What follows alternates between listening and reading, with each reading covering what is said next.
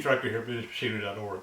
So in the previous episode, we put together a little walnut box by hand cutting dovetails. And this video is going to be kind of part 2 to that. So if you missed the first one, you can go back and watch hand cutting dovetails. And then pick up where we left off, and we're going to finish going through the process of making and finishing the walnut wooden box. So as we continue to build the box here, in the previous videos, we've got the dovetails done, and we've got the box now. And the way we're going to do this is we're just going to literally glue a lid on this. We're going to glue it up where the box is actually going to be solid, and then we're going to cut the top off. Now, by cutting the top off, that will allow us to have a perfect match between the top and the bottom. The grain will match, the shape will match, everything. So I've got a piece of nice figured walnut here that I'm going to use for the top. This is a fairly thin piece. What is that? That's probably about 1/8 of an inch thick. Not a very thick top. And I've cut it just slightly oversized so that it's just sticking out a little bit on all the edges. And what we're going to do is go ahead and again, using some white glue, I'm just going to put a little bead of glue all the way around this.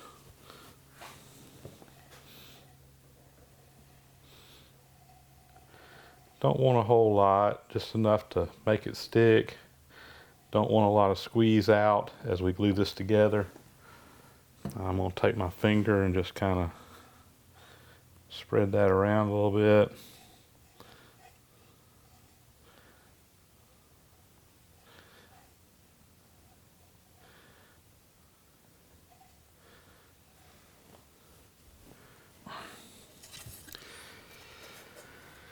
Carefully place the lid on here, making sure that I've got a little bit of hanging out all the way around. I want a little bit of just excess that we can trim up later, and that feels good, looks good.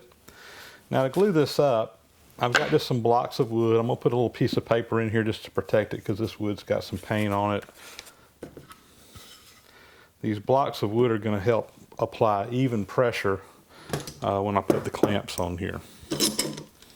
And we'll go ahead and get this clamp together.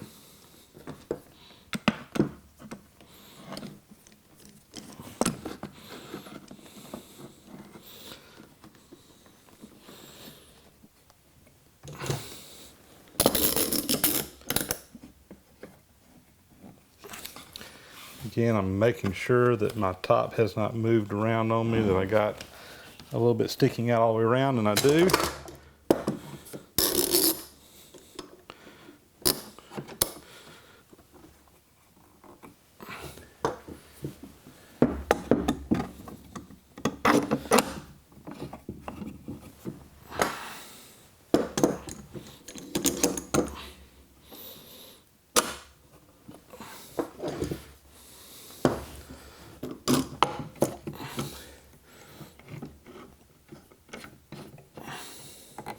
All right, again, I'm just running my fingers through here to make sure that I've got a good overhang all the way around, and we'll just tighten these clamps up.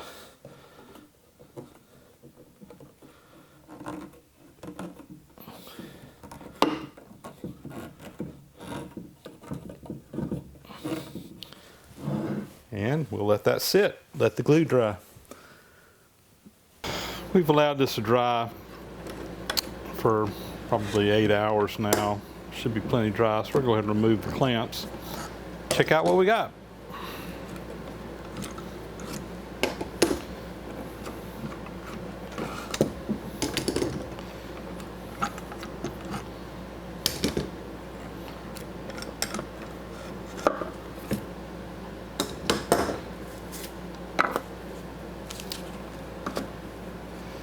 Alright, so the box is all glued up now, and we got a little bit of an overhang all the way around on all sides, which is exactly what I want. And what I want to do now is go ahead and trim all this up flush, and we'll go ahead and work on getting this top finished up the way we want it. Now to trim up the sides on this. I'm going to be cutting with the grain. And what I'm going to do is just use a little hand plane. This is a great time to use a hand plane, a quick and dirty job. We just want to get this down flush. I have excellent control over everything in this hand plane. So we'll just come in here and just quickly shave that down. You know, it's not even all the way across, so I'm getting closer on the back side here, on the side closest to me rather than the other. And when I get down where I'm cutting in one place, I'm going to have to start applying pressure a little bit across here, like I'm flush here but not on the ends. So take a few more slices off the end there. Now I'm just down here. That's pretty good. I got a little bit into it right there, but that'll sand out. We're going to flip it over and do the same thing on the other side.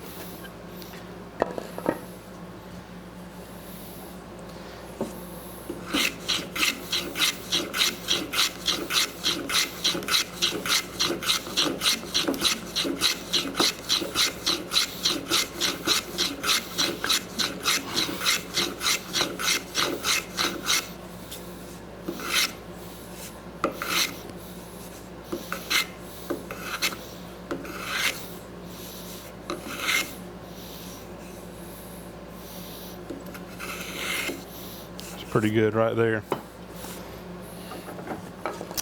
Now for the ends, I'm going to be cutting across end grain with the hand plane, and I'm real likely to get some tear out on the end. So instead of doing this with the plane, I think I'm just going to hit this on my belt sander and knock those down flush over on the belt sander.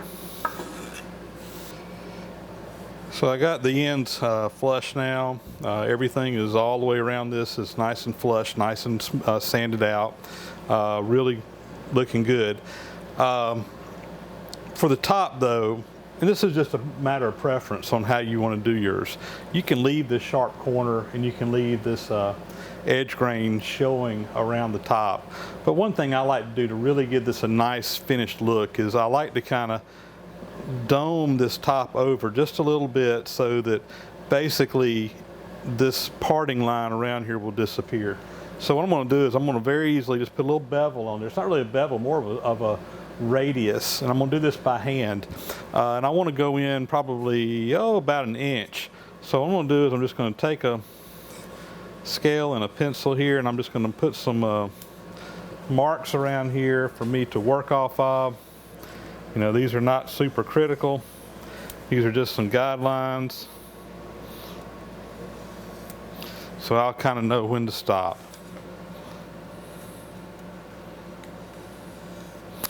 There we go. So I want to kind of arch that over. And again, I'm going to use my hand plane. Now, I'm going to start on the ends because I'm going to be cutting across the grain, and I'm very likely to get some tear out, particularly on the ends. But because I'm going to be able to play with the grain going this long direction, hopefully I'll be able to minimize that and correct anything. So basically what I'm going to do is just come in here and we're going to start taking some cuts. I'm just angling my plane over at an angle.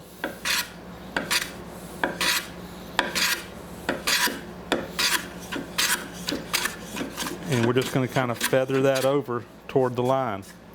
And I want to basically take this outside down to where that seam in here just disappears.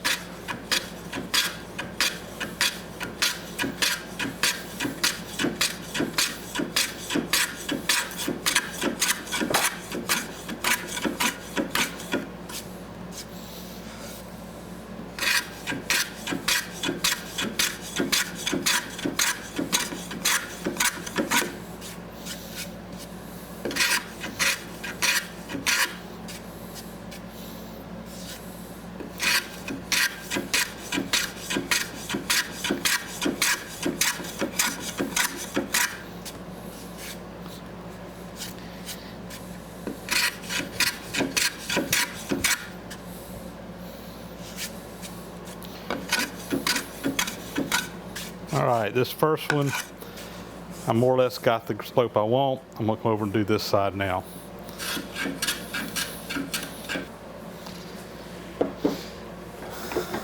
I'm going to turn this around. My light is not good on that back corner and I really can't see my line.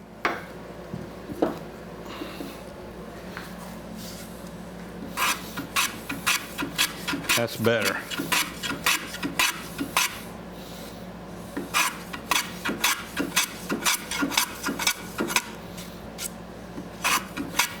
So I got a little tear out on the end, but we're going to take most of that out. I'm sure people are going to ask me about my hand plane and what plane I'm using. This is a Lee Nielsen, what is this, a number 62, I think? 164, excuse me. This is a low angle jack plane, they call it, and the iron is set at a lower angle than a regular plane, which is a higher angle. And this is good for doing something where you're to minimize tear out, for doing figured woods and stuff. There's no reason why you have to use this particular plane. I have it, I'm using it. You could use any kind of hand plane to do this. So here's just a typical Stanley number 3 plane. You could very easily use that. You could even use a little block plane. Works just fine. There's no reason why you have to use one. This particular one I'm using. You could even do this with a sander. I personally like using the hand plane. I think it just gives me a little more control. I'm not too worried about the finish. We're going to sand this out, but that's pretty much flush on the end. So now I'm going to come in here and work on the long side. Always wait and do the long side last, because that's going to clean things up, and it's going to be cutting with the grain, so it should work a little bit better.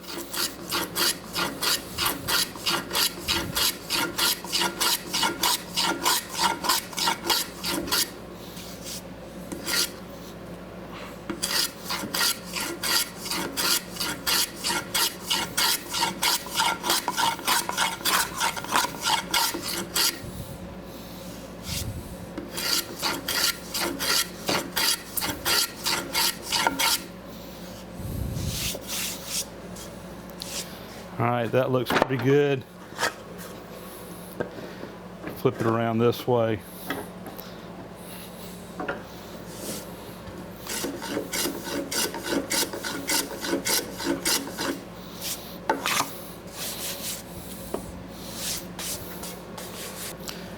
With the hand planing done, we're going to go to the sander. I'm just using a random orbital sander here, and start with 80 and work up to 220 and get this smoothed out.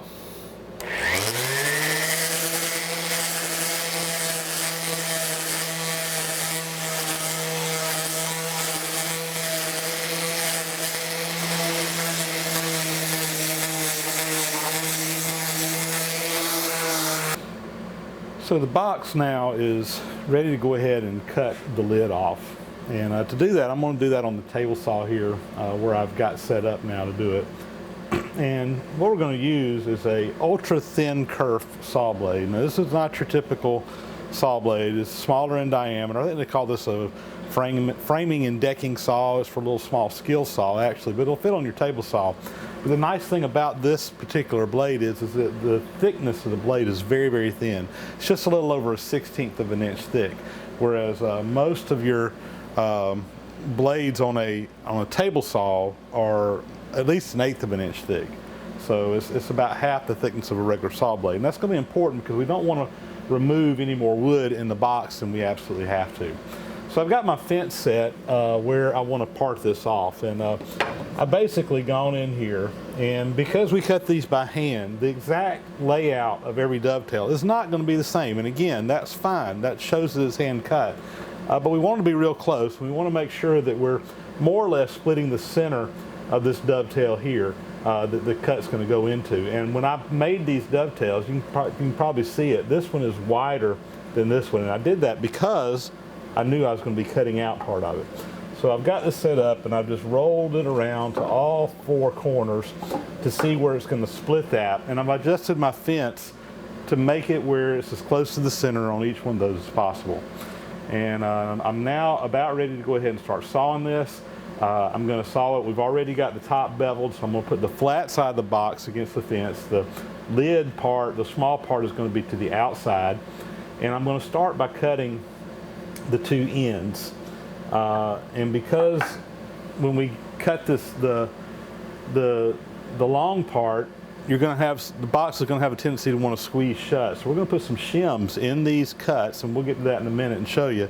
But that will help make sure that we're getting a nice even cut all the way around. Let's go ahead and make the cut. All right, so again, we're going to start with making the cuts on the two ends. I'm going to make sure I keep this up against the fence really well.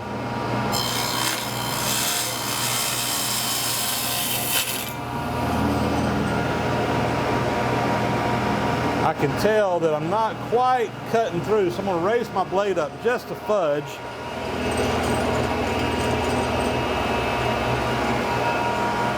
Do that again now.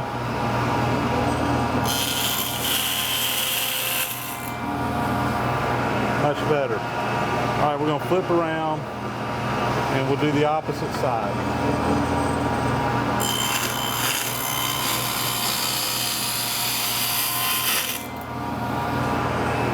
And that looks good. So again, we've got our two sides cut, but again, what I want to do is I want to go ahead and put these shims in. And this is just a little wooden shim. I made these shims a long time ago when I was making a bunch of boxes. And this shim is pretty much exactly the same size as this saw kerf. So we're just going to put that in there, and we're going to put one in on both sides.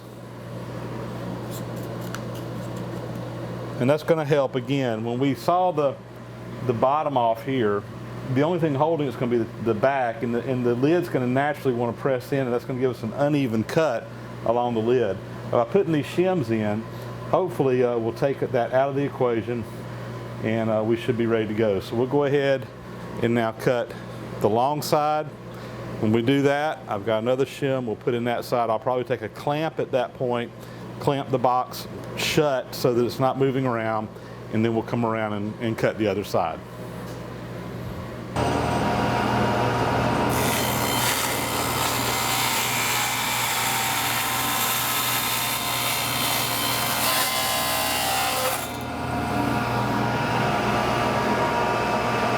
We're preparing for the final cut now, and again, I've got my shims in the side, I got a shim across the top, and I can tell you that the pressures in this box was squeezing this tight.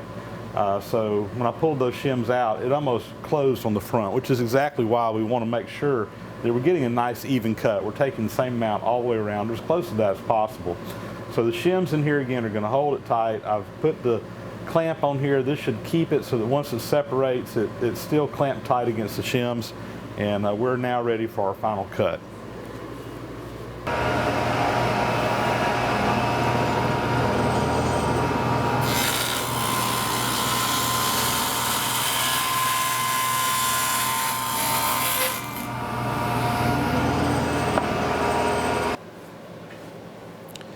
At this point, we'll go ahead and remove the clamps.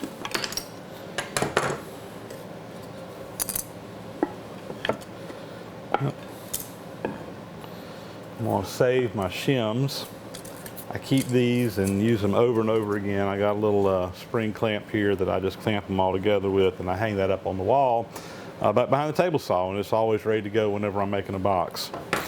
So now we have our lid has been separated.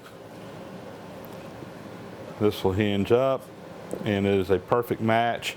We'll make sure that when we put it together that we get our grain matched up all the way around so the grain matches. And again, you know, if you make the bottom and top separate from one another, it's really difficult to get the exact same shape, size, profile, everything. By cutting it out this way, you're almost guaranteed to get a perfect match every single time.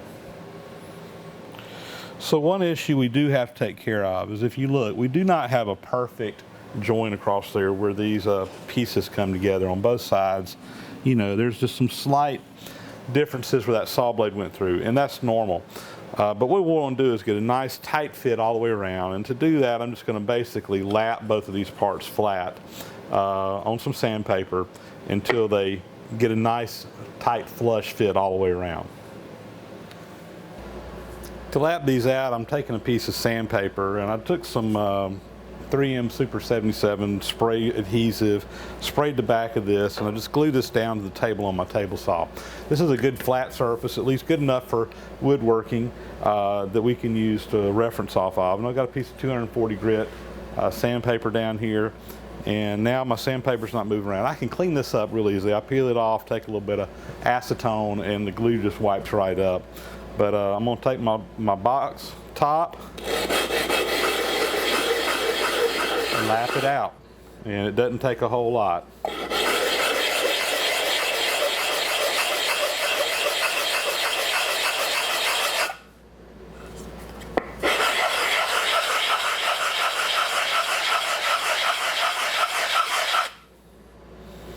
A little bit more here and here. I can see my low spots.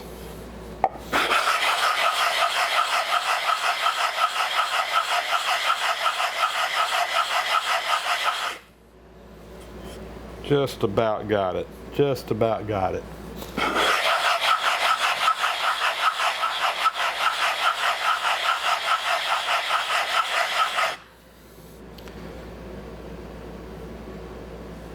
Just tiny, tiny spots. One there, and one here.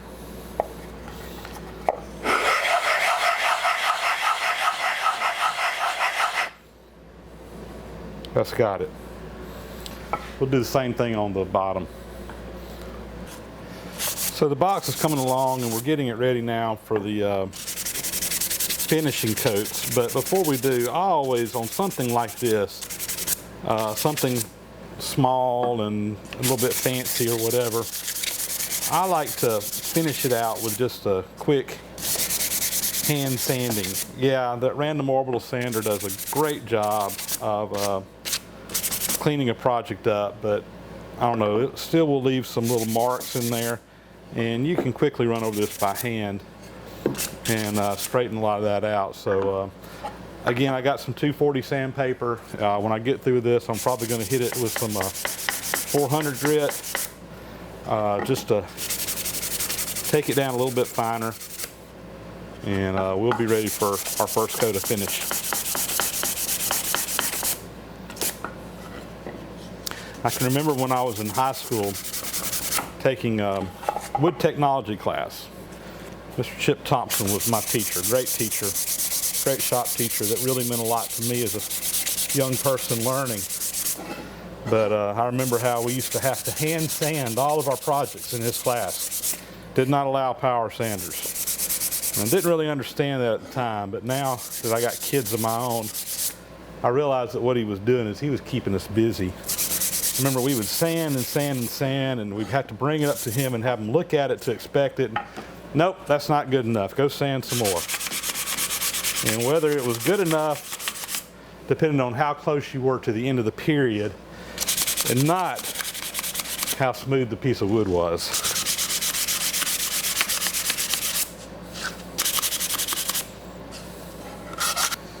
So we're now right down to the part of getting ready to put the coat of finish on this part. And before I do, and actually what I did off camera is I took this over to my air compressor and I blew it off real good. Try to get as much dust off as I can. The next thing I want to do is just take some mineral spirits and wipe the part down. This will clean everything off. The other thing it will do is it will kind of put a shine on there, like there's got a finish on there. It only lasts a minute or two because it evaporates off. But this is going to give you an idea of what the finished part's going to look like. And if you see something that's not sanded out right, or there's a bad spot in there you need to go back and work on, it'll stand out to you when you wipe it down like this, and you can address it before you get some finish on it. And again, this mineral spirits is it'll evaporate very quickly, and it will also clean off any final little bit of dust or whatever that's on the part. You can see on my rag it's cleaning some stuff off of it.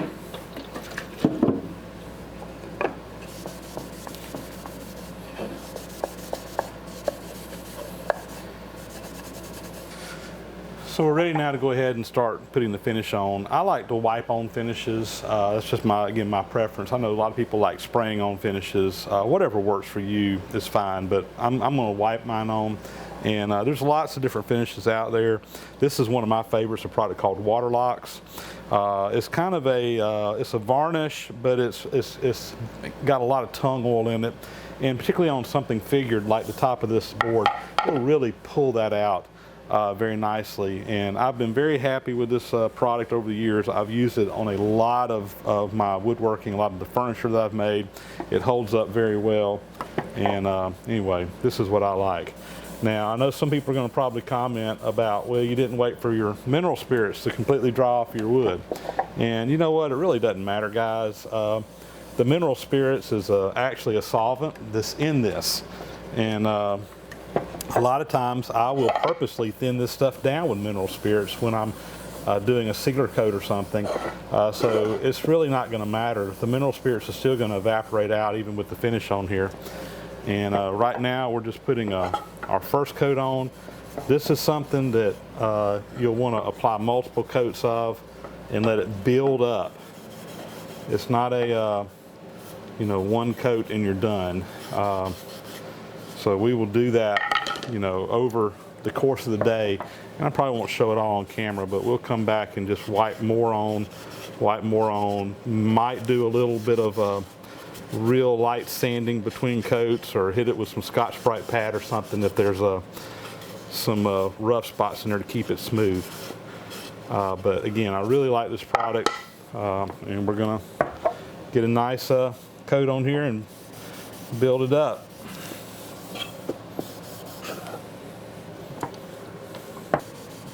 Another thing I'm sure some people are going to ask about is, using a stain. If you wanted to stain, you can do that. You would need to do the stain before you finish the part off with a product like Waterlox. Again, it's a matter of personal preference, but I like a natural finish on stuff. I don't like to stain stuff very often. Maybe if I'm working with pine or something like that, that just doesn't jump out at you. I might use a stain on that, but I really like the look of natural wood.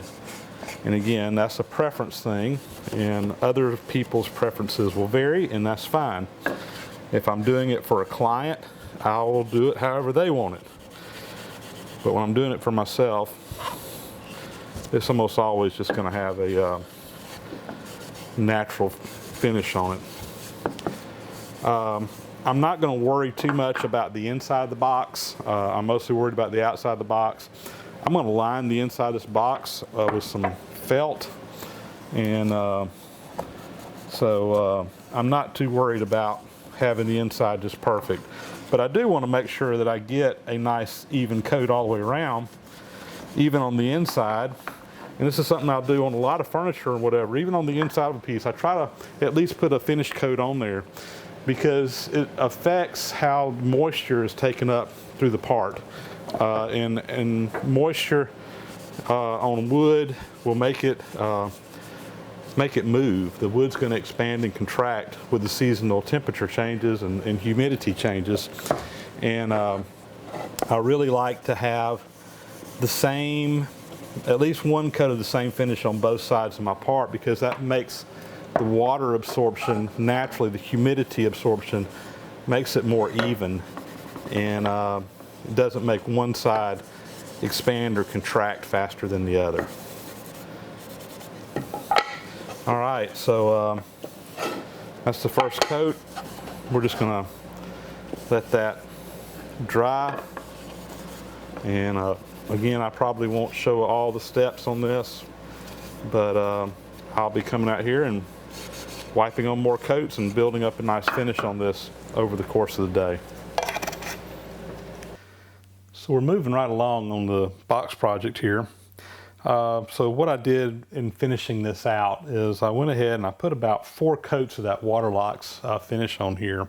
And then after allowing it to really dry and cure overnight for quite some time, make sure I had a good hard finish on it, I didn't finish it out by just kind of buffing it out with some wax to really kind of make it pop. Between the tung oil in the Waterlox and a little bit of wax that I put on there, it really makes this figure in the top of the box. Almost looks 3D. Really comes out looking nice. You can almost, it almost looks like it moves when the light changes on it as you move from side to side, which I really like on figured wood such as this. So I'm happy with the finish. Everything looks good. You know, the inside of the box, again, we're going to line with felt, so I didn't go to a whole lot of worrying about it. I just got basically a sealer coat on the inside, but the outside of the box is what we really wanted to concentrate on. So at this point, we're really ready to put the finishing touches on this. So we need to go ahead and put the hinges on the lid so that it opens and closes.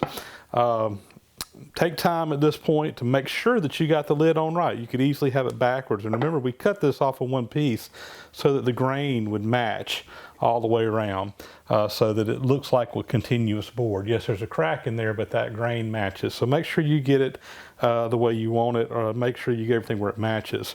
And then you need to decide which side you want to be the front, which side you want to be the back. I've looked at this. It really doesn't matter that much, but we're going to make this the back of this box. And for this box, I've got just some little brass hinges here that we're going to put on the back. For some boxes that I do, maybe a box that's a little bit fancier, like a jewelry box, I actually use a little bit higher end brass hinge that you inset on the inside of the box, and it actually limits the lid so that it only opens up just past 90 degrees, so it will stay open, but it doesn't flop all over. For this box, I'm not as worried about that. But anyway, we're just going to use these, and these just came from the local box hardware store. Nothing fancy about them. We want to line them up where they're straight across here, and we want to make them, I'm going to make them both come in about 1.25 inches from the outside edge. I get that lined up. Make sure that, you know, I run my fingers across the side of the box and make sure I got these flush with the sides. And we'll go ahead and get started here putting the screws in. I'm going to start by using an awl and find the center of that. And I'm just going to start me a little hole there that I will then run the screw down with. Really helps to kind of start these out. You don't need a great big hole. These came with little brass screws I'm going to put in here. And these are Phillips head screws, which makes driving them in the wood much easier than a flathead. Another thing that I will do often is I like the aesthetics, I like the looks of a flathead screw in my hinges as opposed to a Phillips head screw. And a lot of times what I will actually do is I will use the Phillips head screw to get the hole going. And once I get it in there, I'll take that Phillips head screw out and take a flathead screw of the same size and drive it in that same hole.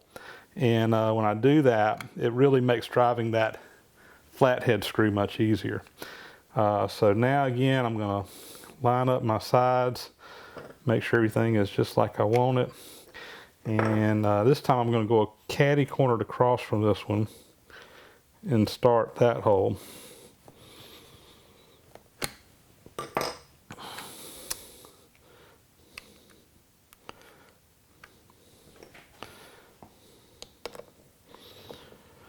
Another thing you can do is lubricate these screws. You can take and put a little bit of wax on them. Sometimes I just use paste wax if they don't want them to dry very easily. And that little bit of wax on there will help lubricate that screw as it goes into the wood and make driving that screw much easier. These are going pretty good. So I'm just going to continue doing what I'm doing. I'll come back and put those other two in a minute. I want to go ahead and get the other side on here. And again, we'll come in 1.25 inches. Make sure my hinge is centered up on the line. And start me a hole. So there we go. We have the screws in the back, or the hinges in the back now. The lid hinges very nicely. So the next thing I want to do is I want to put a little clasp on the front here so this stays shut. And I bought this little hook clasp that we're going to put on here for that purpose. And we'll install this very similar.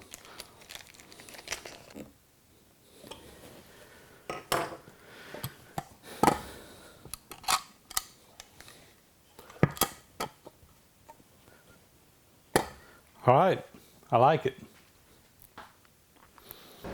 Now I want to go ahead and line the inside of this box, and to do that I'm going to use this green felt material. So this is some it's green felt, but it comes with a self-adhesive back on it, so you just peel this off and it should stick right in. I bought this from Rockler that makes woodworking supply stuff, and they sell these for jewelry boxes and things like that.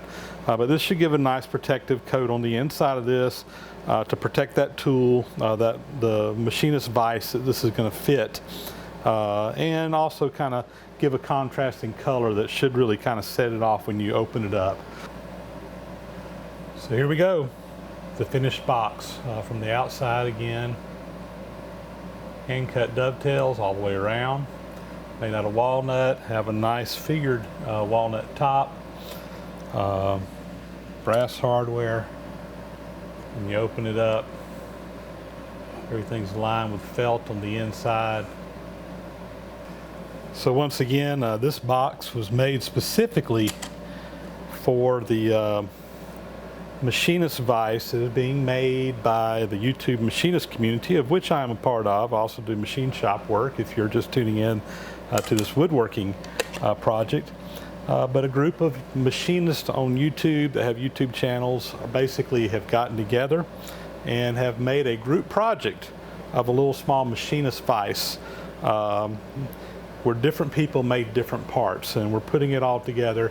And this is going to go into the what's called the What's Your Box Toolbox giveaway, which is an annual thing that is being done by Keith Finner, another one of the machinists in the YouTube machinist community, where he goes out and finds a deserving person, usually a young person just getting started in the field, that needs tools. And basically the community is coming together this year, and we're hand making some tools to go in this toolbox that'll be given away to probably a young machinist getting a start in the world. And this is my part of the contribution. There are many other people who have worked on putting together the vise itself. I'm going to be sending this box on over to Brad Jacobs, the Basement Shop guy, YouTube channel. And he is really kind of the guy that's coordinated all this. And I think he's going to put together a playlist of all the videos of people making the individual components of the vise. And I'm sure these videos will be in that playlist as well. And anyway, hopefully we have a nice fitting box, nice handcrafted box to hold a handcrafted machinist tool that can go into this box. So that's going to conclude this. Hope you learned a little thing or two along the way, and it's been my pleasure to be able to contribute toward this project. Thanks for watching.